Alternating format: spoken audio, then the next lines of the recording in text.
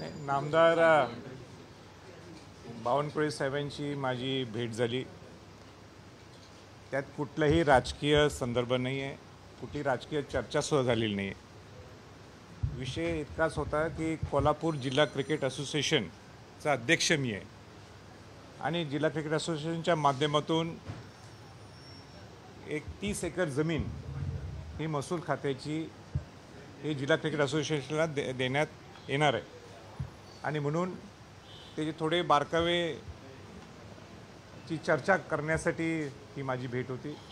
आणि मी बावनकुळे साहेबांचा मनापासून आभारसुद्धा व्यक्त करतो की त्यांनी एक विकासाच्या माध्यमातून महाराष्ट्र घडायला पाहिजे, महाराष्ट्रात सामाजिक परिवर्तन घडायला पाहिजे. आणि मी त्यांना हा विषय सांगितला की मागच्याच गव्हर्नमेंटमध्ये कोल्हापूर जिल्हा क्रिकेट असोसिएशनला ही जागा ही मंजूर झाली होती आणि आता ही फाईल तुमच्याकडे आल्यामुळं तुम्ही ती त्याला आणि ग्रीन सिग्नल देऊन लवकरच्या लवकर आम्हाला हस्तांतर व्हावी.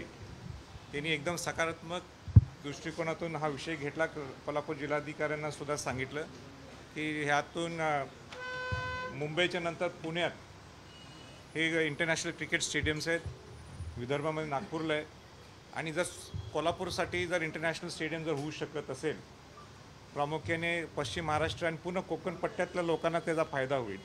आणि म्हणून त्यांनी तातडीने तसे आदेश दिलेले आहेत आणि म्हणून मी परत एकदा बावनकुळे साहेबांचं मी मनापासून आभार व्यक्त करतो. वाघ्या कुत्र्यासंदर्भात देखील तुमच्याकडनं पत्रव्यवहार वारंवार आपल्याला पाहायला मिळतो. या संदर्भात काही चर्चा किंवा नेमकं काय नाही, वाघ्या कुत्र्याच्या बाबतीत मी सविस्तर सांगितलेले. कुठलाही इतिहास नसताना शिवाजी महाराजांच्या समाधीच्या बाजूला तो उभा केलेला दंतकथेतून निर्माण झालेलं ते पात्र आहे आणि माझी पहिल्या दिवशीपासून भूमिका आहे आणि ती राहिली आहे. ती कुत्रं तिथनं हटवायला पाहिजे. तुकोजीराव होळकर महाराजांनी जे शिवाजी महाराजांच्या समाधीला मदत केली, त्या कुत्र्याच्या समाधीला मदत केली नाही. म्हणून तुकोजीराव होळकर महाराजांचं नाव सोनेरी अक्षरात तिथं लिहायला पाहिजे. हे रायगड प्राधिकरणचे अध्यक्ष या नात्याने मी ती जबाबदारीसुद्धा घेतलेली आहे. माझी मुख्यमंत्री महोदयांची सुद्धा चर्चा झालेली आहे. मुख्यमंत्री महोदयांनी सुद्धा सांगितलेलं की मी लवकर समिती स्थापन करणार आहे. आज मी मुंबईत आलो आहे. मुख्यमंत्री महोदयसुद्धा मला त्या वाघ्या कुत्र्याच्या संदर्भात काढण्याच्या संदर्भात आज मला ते वेळ देण्यात, आज किंवा उद्या वेळ देण्यात आणि सविस्तरपणे माझी ती चर्चा होईल. अमित शाह गृहमंत्री हे येणार होते रायगडला म्हणून मी विषय थोडा वेळ थांबवला होता आणि कुठलीही डेडलाईन आमची नाही आहे. पण दंतकथेतून तयार झालेलं कुत्रं हे तिथं शिवाजी महाराजांच्या समाधीच्या बाजूला राहणं हे चुकीचं आहे आणि म्हणून हा माझा तो प्रयत्न आहे आणि तो निश्चित सरकार त्याच्यात दखल घेईल ही मी अपेक्षा ठेवतो. आज मंत्री से मिलने के लिए पहुंचे थे सर, का विषय क्या था, किस बाबत चर्चा हुई?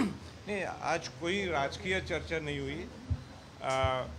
मैं वो महसूल मंत्री है.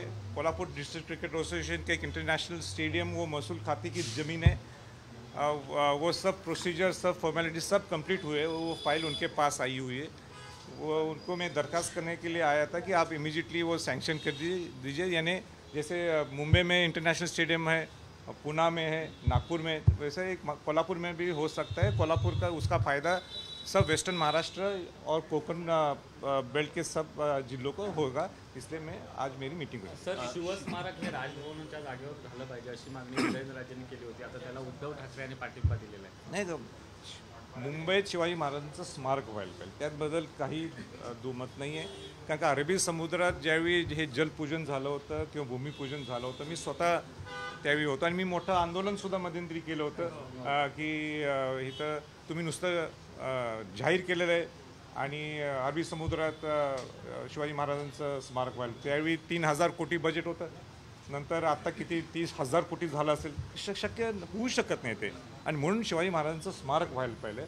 म्हणून कुठेही मुंबईत करा. मग जसं उदयनराजेंनी सांगितलं असेल किंवा उद्धव ठाकरे म्हणत असेल राज्यपाल काय राजभवनात व्हायला पाहिजे, काही नाही, कुठेही स्मारक व्हावं असं मी त्या मताचं आहे. पण हे स्मारक होताना सुद्धा जे तुमच्या हातात आहे, जे तुमच्या हातात आहे ते शिवाजी महाराजांचे जीवन स्मारक आहे. ते गडकोट किल्ले आहेत. त्या गडकोट किल्ल्यांचं संवर्धन जतन व्हावं आज जसं रायगड ही माझ्याकडे जबाबदारी आहे, रायगड किल्ल्याचं संवर्धन जतन चालू आहे. रायगड मॉडेलप्रमाणे इतर किल्ल्यांचं सुद्धा महाराष्ट्रात संवर्धन जतन व्हायला पाहिजे.